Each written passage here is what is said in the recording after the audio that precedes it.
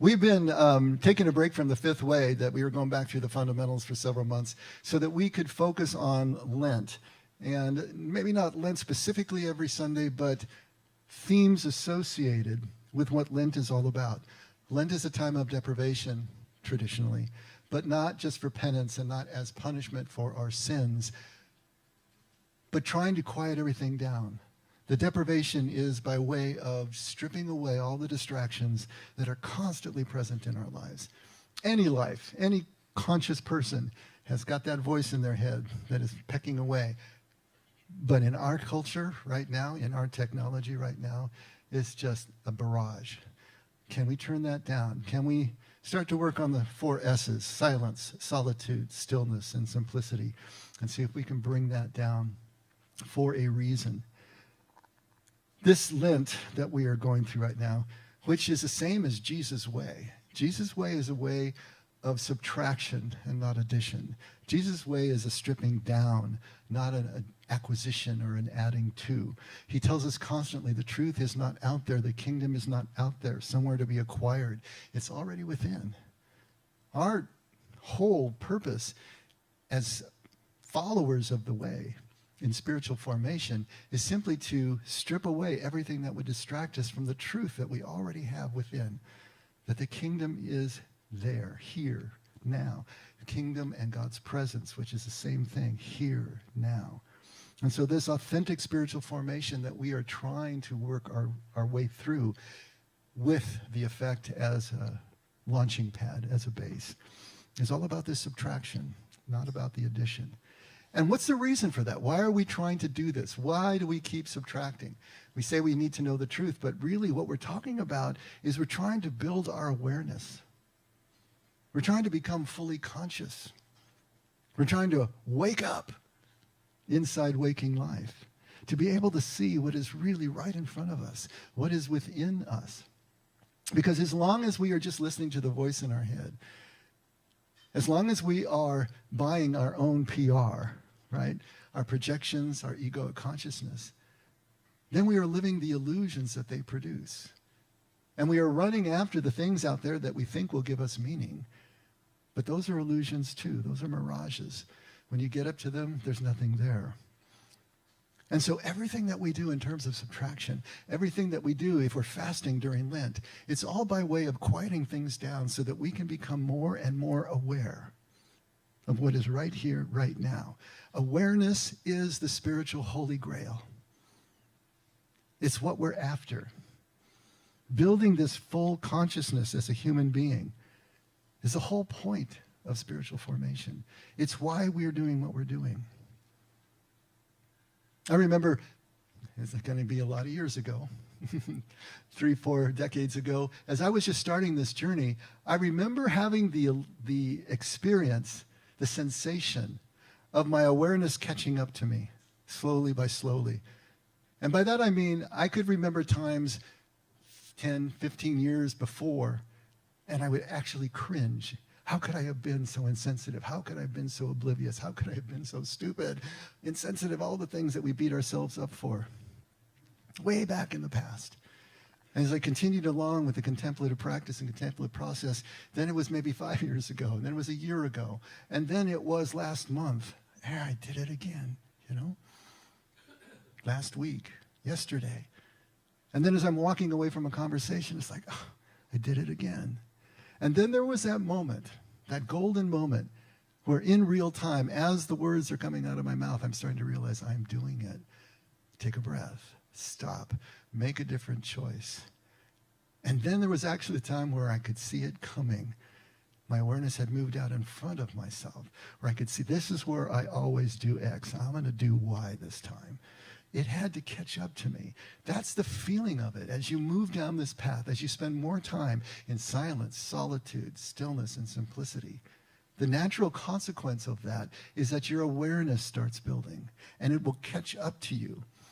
Because literally only when you are aware of the moment that you are having now, that there is a choice in this moment that you can make, then you are doomed to repeat whatever your programming has programmed you to do. It'll just be stimulus response. What awareness does is open up a space between the stimulus and the response where we can take a breath and make a decision that would be congruent with what love requires in the moment. But we have to get there. And until we are aware of ourselves in the moment, we can't choose love. We won't be able to do that. So this is like waking up inside of waking life. We've talked about lucid dreams where you're waking up inside the dream and you know you're dreaming, and then you can make choices in the dream. You can change the dream. We're trying to wake up inside waking life so we can do exactly the same thing. Because until we do that, we can't choose love. We can never identify truly with another person, with the person that's right in front of us, with everything that is around us and sharing our moment, because we're really not there. We're behind the wall, behind the veil of all of that egoic projection, all of those things that we think is real, but it's not. And once we get to this point, now we can act accordingly, but only if. But with awareness, as this awareness starts to grow in us, as we start to see the world in a different way, it's kind of like Dorothy when she sees behind the green curtain, right, and sees the man behind the controls. It's a lot like that. You know, when you see that, a shift occurs. You start to see the world in a different way. You start to see relationships in a different way. And there's a cost associated with that. And this is interesting because Marion sent me this little paragraph several weeks ago. And I thought that it so accurately described what it feels like as you're moving through this waking up, this growing awareness. I wanted to read it to you. The title of it is The Cost of Awakening. He writes, "You will question yourself more times than you can count. People who once understood you will start looking at you differently. Some will say you've changed. Others will quietly step back. The conversations that once felt normal will begin to feel empty. The environments that once felt safe will start to feel small. Awakening does that. It stretches your awareness until the old version of your life no longer fits the same way. You'll see patterns you can't ignore anymore. You'll notice how fear drives behavior, how ego hides inside certainty, how many people are acting from survival rather than truth. That clarity is uncomfortable. It separates you from your illusions that you once shared with everyone else. There will be moments where you wish you could go back to not seeing so much, but you can't unsee it. Awakening isn't a comforting story you adopt. It's the gradual dismantling of everything that was never truly you. It strips away the roles, the expectations, the borrowed beliefs, until what remains is something quieter, but stronger. Less approval, less noise, more honesty. And while the path can feel lonely at times, what you gain is something most people spend their entire lives searching for: the freedom to finally live as who you actually are. What did Jesus say? He said, "You think that I came to bring peace on earth? I didn't come to bring you peace. I came to bring you a sword."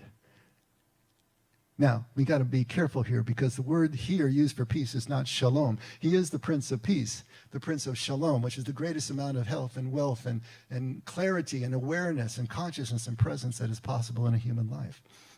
Here the word is shayna. Shayna means calm and tranquility. Now you get what he's talking about? If you follow me, you're not going to have calm and tranquility. You're going to have the edge that divides. And where is that division going to be felt first? It's going to be felt in your own family, where husbands are going to be set against wives and parents against children. Because as soon as we move off in this new direction, as soon as we start to grow our awareness to the point that we feel life in a different way and it doesn't fit in the same way, all of those tensions are going to start really becoming apparent to us. And so he didn't come to bring us that kind of peace. The context for what he said was in family relationships, but I want to extend that to say he's also talking about internal tensions, what happens within us not just between us and others as we're moving off in this other direction that they don't get yet and they can't follow yet. But what's happening inside? There is that disorientation that you will feel. There is the disturbance of the stripping away. It is our wilderness experience, that 40ness that we're constantly talking about. The 40ness of Lent is that time of disturbance, that time where all of this is roiling about inside of us.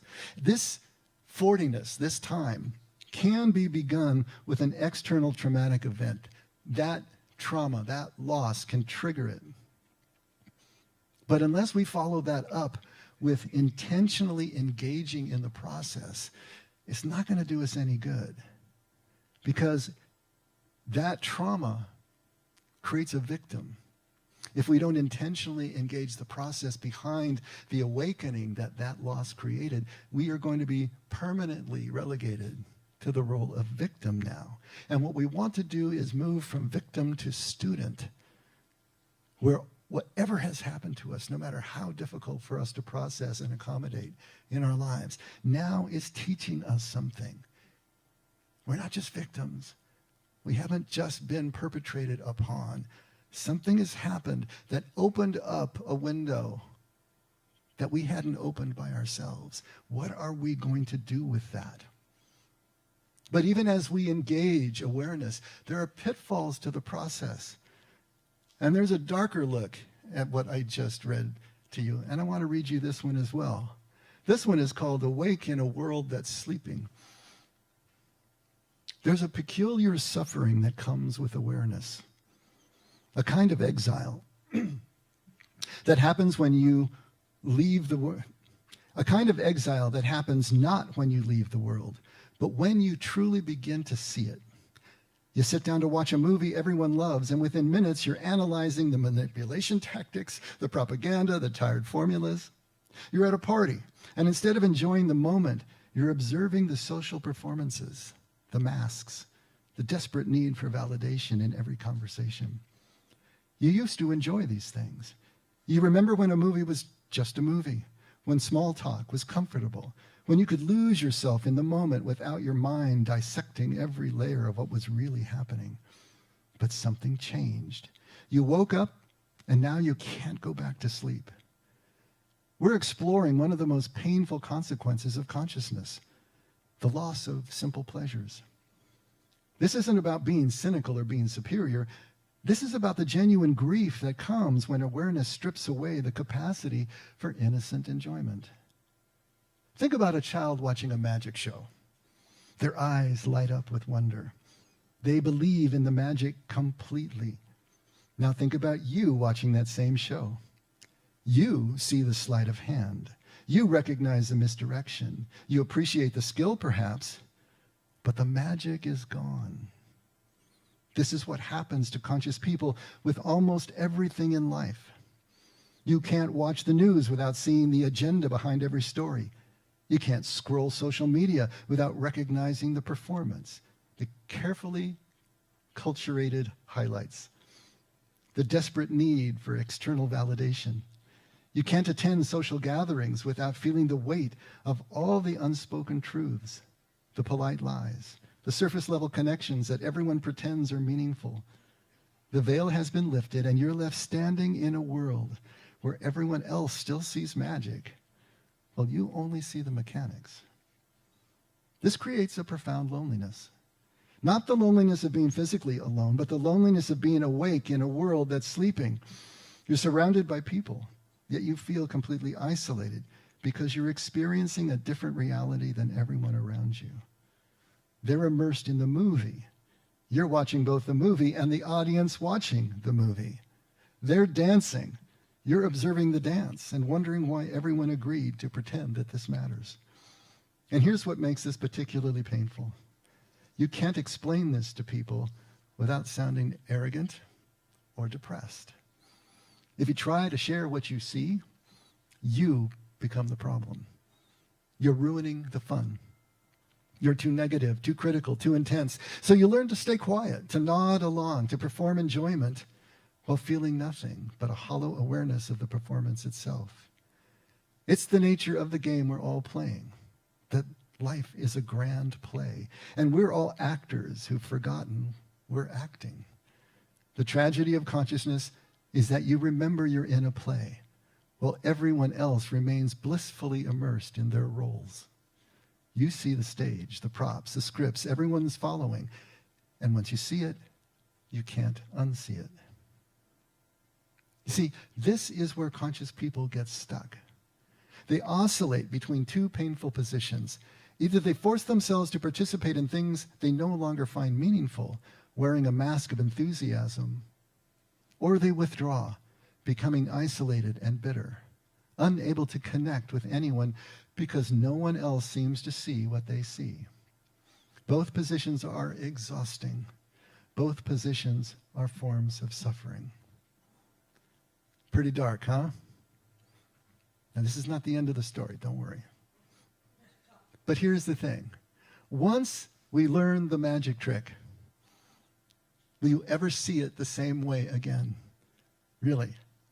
Once you master any skill whatsoever, whatever it is, whether it's music or whether it's art, whether it's cabinet making, it doesn't really matter. Whatever that skill is, you can never recreate the initial experience the first time you experienced it. You're seeing it from the inside out now. You're seeing all the scaffolding. You're seeing the structure of it. You're seeing how it works.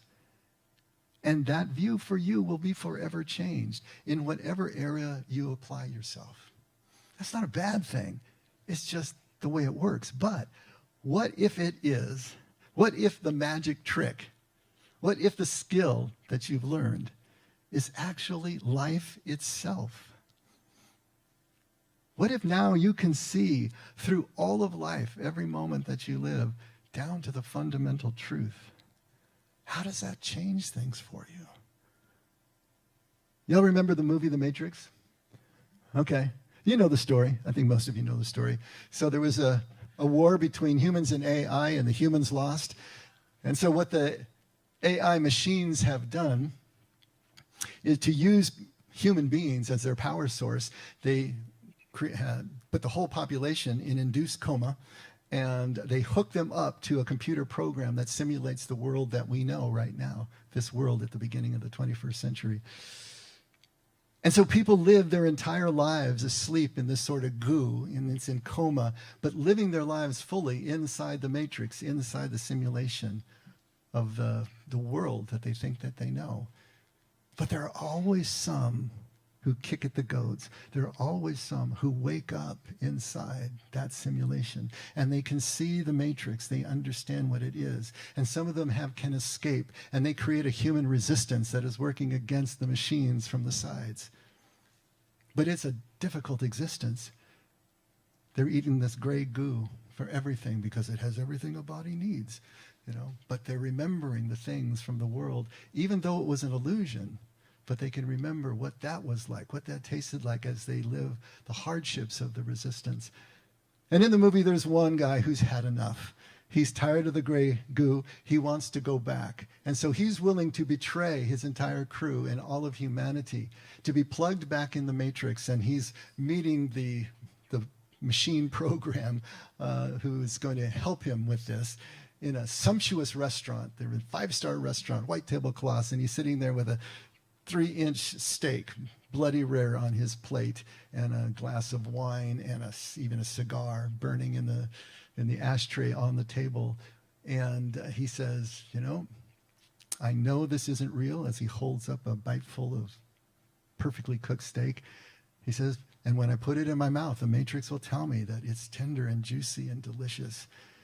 After all these years of fighting through the resistance, you know what I've learned? Ignorance is bliss. He says, I don't want to remember nothing. Nothing do you understand. And I want to be rich and important, like an actor, whatever you desire. See, this is the red pill and the blue pill. What are you going to do? Do you take the red pill and see the truth and live reality as it is? Or do you take the blue pill and go back asleep again? This is a choice that we all have to make. And the choice leads to a conundrum that we have to face as human beings. And we could probably put it this way. We can't fully appreciate what we have right here, right now, in our lives, in life, we can't fully appreciate it if we don't see or remember ultimate truth and reality as it really is. We'll never be able to fully appreciate this without that truth underneath.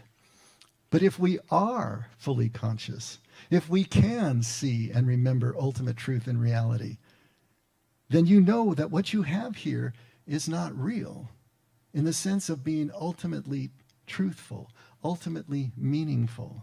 So how can you engage it or enjoy it if it's not ultimately meaningful? See, this is a question that we read in Ecclesiastes. Right? Solomon goes through his whole life doing everything that is possible for a human to do, and at the end of his life he realizes it was vanity. It was hevel. It was meaningless. It was a striving after the wind, because it all ends in death. Everyone ends up equal in death. But he does realize something beyond that, that what we do have is this moment, these relationships. What is right in front of us, both the work that we do and the relationships that we enjoy. And there is nothing better than for a human to plug him or herself right there. These are my words now. It may look and feel like a contradiction or a conundrum, what we're talking about here. But it's not. It's simply a choice, like everything else in life. The greatest participation in life that we can muster as humans comes from the vantage of being completely conscious and aware.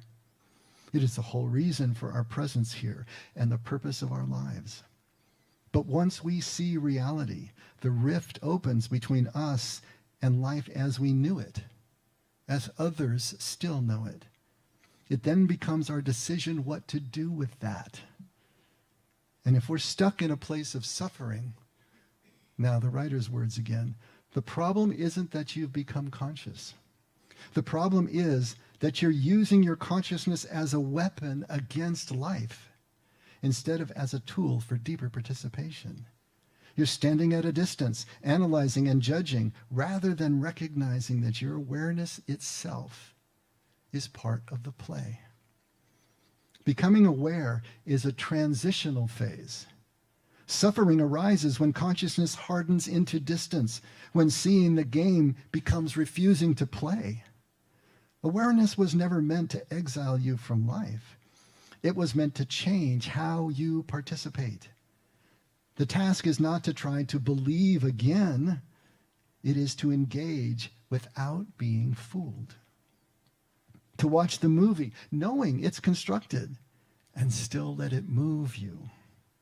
To join the gathering, knowing it's a performance, and still bring sincerity.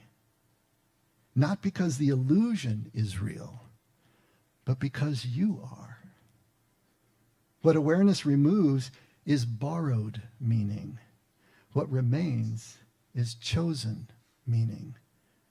That weight is heavier, but it's also freer. How do you make this choice? If it is our choice to see the meaning, to accept the meaning, to engage it, even among everything else that we can start to see is not illusory in the sense that it doesn't exist, but doesn't have the ultimate meaning that we crave, that we need in life as human beings, how do we make that choice? Even as our awareness is growing, right? Even as we're waking up in life. And this is where Jesus comes to the rescue. Not everything here now is illusion. Not everything here now in this life is ultimately meaningless. The writer says that we are real inside the illusion. What Jesus is saying is beyond that, love is real. Presence, identification with the other, which is how we define love, is real. To identify with everyone and everything around us, to be present to that is real. In other words, the whats of life, right? All the details, all of the possessions that we can have, all the roles we can play, all the accomplishments, all of those are not real. They're ultimately meaningless. But the hows of life are real. They're eternally meaningful. What's the hows? The awareness, the presence, the identification, the connection that we can have. Everything that defines love, that is real. And so the what's of life define the first half of life, as we've talked about the first half, where we find meaning from external sources, from outside ourselves, what we can do, how we can perform, what we can accumulate. But the how defines the second half of life, where awareness allows us to see the task within the task. Literally, with the right how, all the what's of life become real again. They become meaningful again. Because now they're imbued with this deeper connection, this deeper identity. You know, this is kind of like a life hack. They love to use that term. Here's a hack for you for cooking. Here's a life hack for you. This is kind of like a life hack. It's a way through this conundrum, that we were just talking about here. Be fully conscious. Be fully conscious. Be fully aware. Wake up in waking life. Do that, but still see the value in small talk. See the social masks. See the performances that people are playing, but also see the real person underneath. The person who is trying to connect. You can connect with that person. You can identify with that person. See the audience watching the movie, but see the movie too. Be moved by the movie. We're not above it. We're in it. Fully engaged, if we choose to be. We don't take life less seriously the more we become aware. We take it more seriously, but focused on the task within the task that brings meaning to everything. Whatever you think about Jesus, he was fully awake. The man that is portrayed to us in the Gospels was fully awake, fully conscious, fully engaged and identified with life. Never arrogant, never condescending. Think about it, he loved to enter into the world of the child. What is more make-believe than the world of the child? And yet at every turn, whenever he could, he sat down with those children. He played with them. He entered into their world, their make-believe world, because that was just as meaningful as anything else in life if you are focused on the task within the task. Remember when he's going to raise Lazarus from the dead and he meets his two sisters on the way first? The first one he meets is Martha. She's the engineer head. She's the one who has to have the dinner ready and everything prepared and everything going on. And she's always upset at Martha, who's just kind of, the woo-woo person, kind of sitting at Jesus' feet. Well, he meets Martha first, and what does he do with her? He has an intellectual conversation, a theological conversation with her, because that's what she needs. And then a few paces down, he meets Mary. What does he do with her? He weeps with her, because that's what she needs. And then he goes to the grave and raises Lazarus from the dead, because that's what he needs. Do you see how the perfect awareness, consciousness of Jesus allows him to shape-shift in all these different situations and present exactly what love needs at the moment, because he's really there. He can see it. Maybe he knows at some deeper level that the grief is not real, because we're all one and we're all connected and we'll all be connected. But he takes it seriously at the moment because it's right in front of him.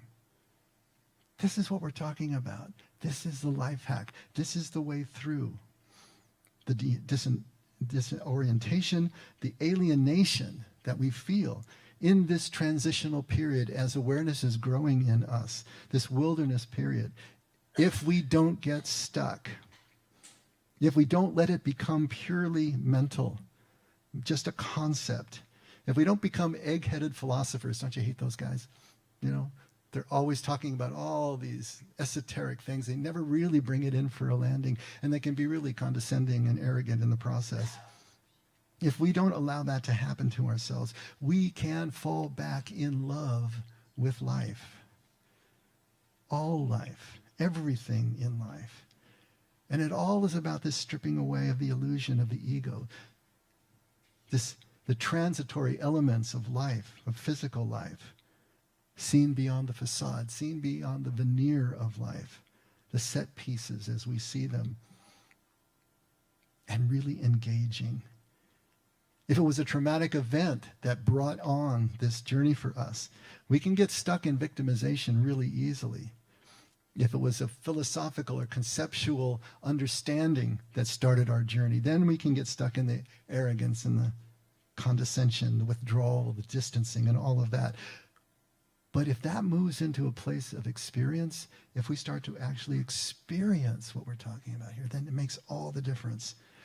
This is where the 4 S's come in: silence and solitude and stillness and simplicity. That's what ushers us in to the experience. That's what brings us back in touch with life, even as we're seeing it differently, which allows us to fall back in love with life.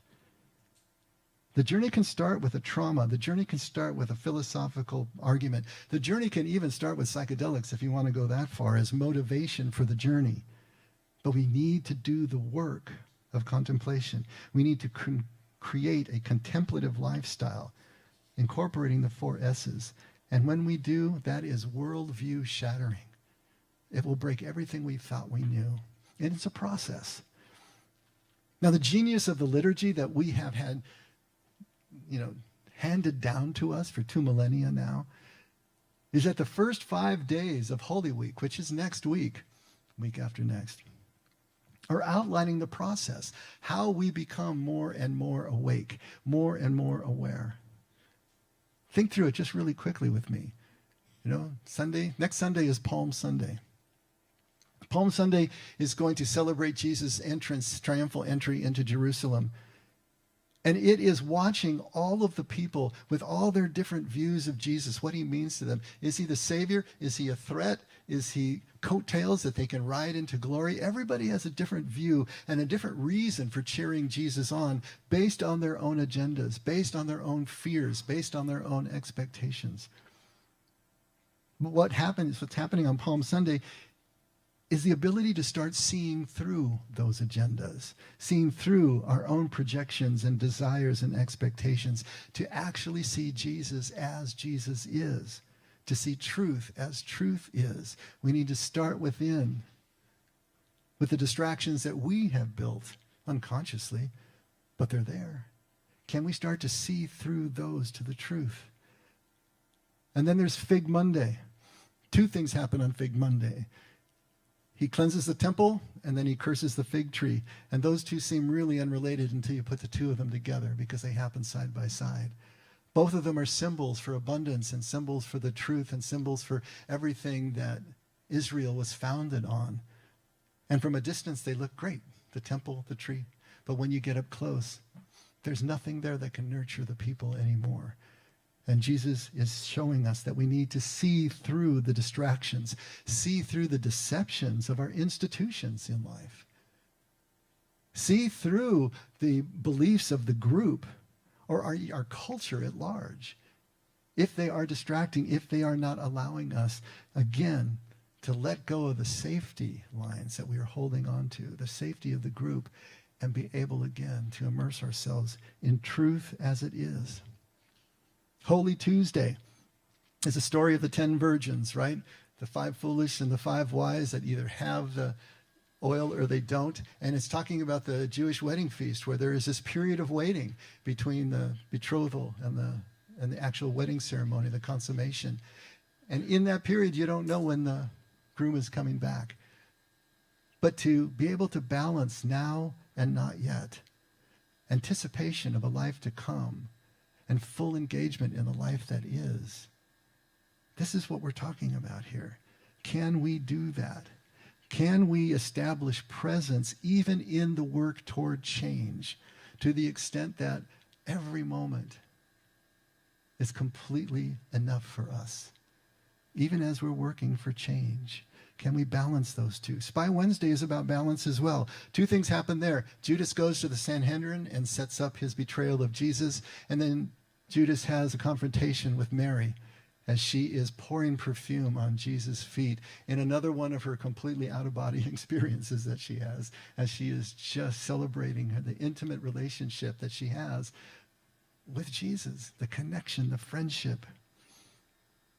Can we learn to balance macro issues You know, this could have been sold and given to the poor. And Jesus says, you're always going to have the poor with you, but you won't always have me. Don't deny her this moment. Can we balance those macro issues with the micro issues? Can we balance relationships and intimacy with everything that we see out there? So that the sum total to us is living in intimacy and vulnerability. Can we learn to balance justice and mercy? Justice for the group and mercy for the individual. All these things need to be balanced, just like now and not yet needs to be balanced. And finally, the fifth day is Maundy Thursday. And it's a busy day. All kinds of things are going on Maundy Thursday. There's the Last Supper, there's Gethsemane, and the Last Supper in John is 5 chapters long. That's 20% of the whole gospel is all there right at the Last Supper. It's a big deal. And Jesus' farewell discourse to his followers is chapters 14 through 17. So there's a lot of weight placed here in John's gospel for what happens on Maundy Thursday at the Last Supper. And there are 4 actions that Jesus takes within just the Last Supper itself. And they're all about oneness. They're all about identity. That everyone is one, just as Jesus and the Father as one. So let's take a look at these, because this is important. All those first 4 days are preparing us for this day where we can break through into this kind of unity. At John 13, starting at verse 1, this is the washing of the feet. Now, before the feast of the Passover, Jesus, knowing that his hour had come, that he would depart out of this world to the Father, having loved his own who were in the world, he loved them to the end. Now, I want you to just think about that first sentence. Jesus, knowing that his hour had come. This is the fully conscious one. This is the awareness of Jesus. He can read the tea leaves. He can read the moment. Whether it was supernatural knowledge or whether he was just so aware, he knew what was going on. And yet, what did he choose to do? He chose to stay connected. He chose to stay engaged in everything. He didn't separate himself. He didn't withhold. He didn't withdraw. He stays with them to the end, despite knowing what he knows and knowing what is going to happen. During supper, the devil, having already put into the heart of Judas Iscariot, the son of Simon, to betray him, Jesus, knowing that the Father had given all things into his hands and that he had come forth from God and was going back to God, knowing all of that, that's amazing stuff, right? Got up from supper and laid aside his garments, and taking a towel, he girded himself. Then he poured water into the basin and began to wash the disciples' feet and to wipe them with the towel with which he was girded. And so he came to Simon Peter, and he said to him, and Simon said to Jesus, Lord, do you wash my feet? And Jesus answered and said to him, what I do you do not realize now, but you will understand hereafter. And Peter said to him, never shall you wash my feet. Jesus answered him, if I do not wash you, you have no part with me. And Simon Peter said to him, Lord, then wash not only my feet, but also my hands and my head. So there's Peter for you. Now, we don't understand the story to the extent that they would in that culture, because washing feet was the dirtiest, most degrading, humiliating chore that anybody could do. You couldn't even in that culture compel a Jewish slave to wash the feet of your guests. You could do it to a Gentile slave, but not a Jewish slave. And this is the place where washing feet was. And here is Jesus, the master of them all, washing their feet and saying, you don't get it right now, but if I don't do this, if you don't enter into and engage this with me, you can't go where I'm going. And here at verse 12, so when he had washed their feet and taken his garments and reclined at the table again, he said, do you know what I have done to you? You call me teacher and Lord, and you're right, for so I am. If then the Lord and the teacher washed your feet, you also ought to wash one another's feet. For I gave you an example that you should also do as I did to you. Truly, truly, I say to you, a slave is not greater than his master, nor is one who is sent greater than the one who sent him. If you know these things, you are blessed, if you do them. So beyond just the service of this, beyond just the established humility of service like this, because we like to try to emulate this, just wash each other's feet, and we do it ritually, and that's a beautiful thing to do. But way beyond that, what is Jesus really saying to them? He says, the master is the servant, and the servant is the master. Do you know what I have done to you? All of us are one. All of us are indistinguishable from one another in the love of the Father, in our service to one another. There is no difference between us. We are all connected. We are all one. That's the deep, deep message he's getting across. And if Peter wasn't going to enter into that, he couldn't go where he was going. Mark 14, starting at verse 2, this is the Eucharist. While they were eating, he took some bread, and after a blessing, he broke it and gave it to them and said, take it. This is my body. And when he had taken a cup and given thanks, he gave it to them, and they all drank from it. And he said to them, this is my blood of the covenant, which is poured out for many. And so what is he saying here? Assimilate into yourselves everything that I am. And by extension, everything that the Father is, because Jesus and the Father are one. There is no daylight between them. If you take into yourself, actually assimilate everything that is Jesus, you are assimilating everything that is the Father. And we become one in actual substance and also in purpose, indistinguishable, just as Jesus and the Father are indistinguishable. Back to John 13, verse 34, the new commandment. A new commandment I give to you, that you love one another, even as I have loved you, that you also love one another. By this, all men will know that you are my disciples, if you have love for one another. And we have to understand love as identification with each other, not just something that we feel, not just something that we do, but it's motivated by something deeper. It's actual identification. We see the other as ourselves, as an extension of ourselves, and vice versa, so that everything we do to them, we're doing to ourselves. We're walking, breathing golden rules at that point. But to enter into that kind of identification is the only proof of followership of Jesus. It's the only proof that you are on the way. There is no other. Pledge allegiance to whatever you want to, but if you don't have this identification, Jesus wouldn't recognize you as one of his own. And finally, at John 17, starting at verse 20, this great unity prayer. It encompasses the entire chapter 17 in John's gospel, but just a taste. I do not ask on behalf of these alone, but for those who also believe in me through their word, that they may all be one. Even as you, Father, are in me and I in you, that they also may be in us, so that the world may believe that you sent me. We are all one. Every single one of us, just as Jesus and the Father are one. When Jesus comes back from the wilderness, he realizes that, he recognizes that, he's living that identity, that oneness. His prayer right now here at John 17 is for every single one of us to come to that same realization, that same knowing of this truth of absolute unity. And so there it is. There is the process of waking up. Aren't you glad you came this morning? It starts within. And it moves without, always in that direction, just the way kingdom starts within and moves without, never the other way. Has to start within, because that's where the truth is in terms of where we are.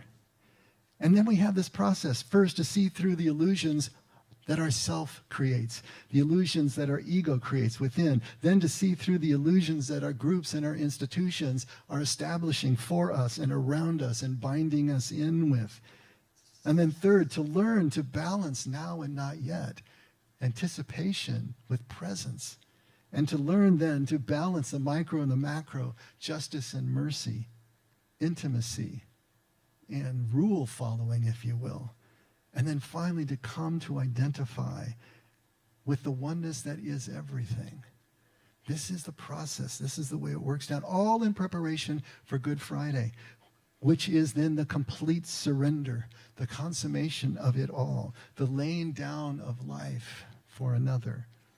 That is the expression of ultimate trust. In John, Jesus says, "It is finished." And the word there, finished, can mean complete, accomplished. In Luke, he says, "Into your hands I commend my spirit." And this isn't just about physical death. We need to remember that. That's the original context. But Jesus also says, pick up your cross daily, deny yourself, and follow me. This is a learning to surrender in the same way, more and more, every single day and moment of our lives, to let go, to lose ourselves and each other in the moment that we're having. Not letting ourselves go into the illusion of the physical life, not the egoic consciousness that we have escaped from, but into the actual relationships that we're talking about. This balance, this double seeing, if you will, can be accomplished. We can do it if we experience waking up. Not just think it through conceptually, but actually live it.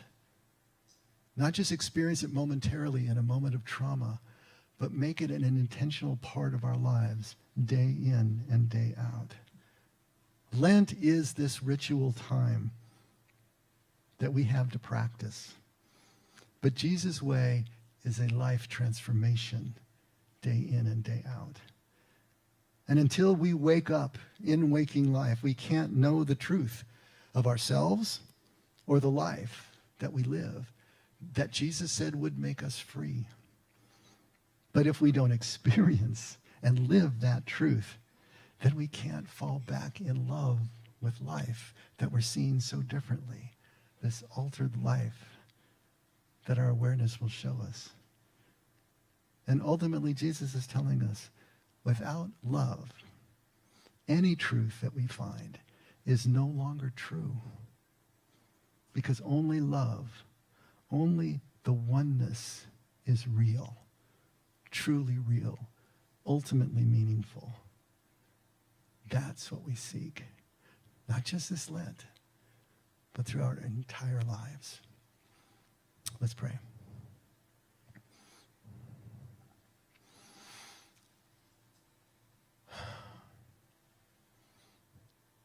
Father, again, thank you for this Lent. Thank you for this time that brings our attention to what we're really doing here. What we call our faith, what we call following Jesus, what it really means, and what it requires of us if we're really going to follow. Thank you for this time of remembrance, but help us to see through the ritual time into the rest of our lives. Help us to see how this integrates.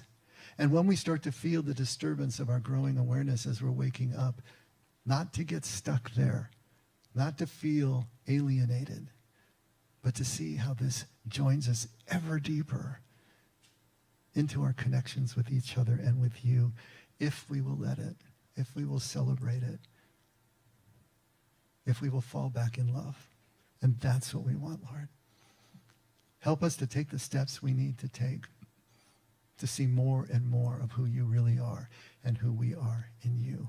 And never let us forget we can only love because you loved us first. In Jesus' name, amen. Let's all stand.